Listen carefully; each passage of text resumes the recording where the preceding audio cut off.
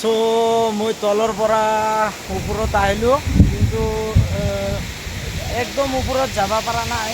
আৰু এই যিটো হ'ল একদম ওপৰত মই যাব পৰা নাই, কিন্তু মানে অলপ আছিল। ছেকেণ্ড তালাত আহিলোঁ, আৰু এটা থাৰ্ড ফ্ল'ৰ আছে, মানে তাত যাব পৰা নাই।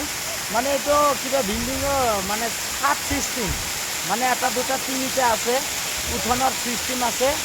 চ' আমি সেই একদম লাষ্টলৈকে যাব পৰা নাই। এইটো যে পানী পৰি আছে তাৰ অলপমান ওপৰত লাষ্ট একদম এই ঝৰ্ণাটো যে আহি আছে, একদম পৰি আছে, ক'ৰ পৰা আহি আছে সেই মানে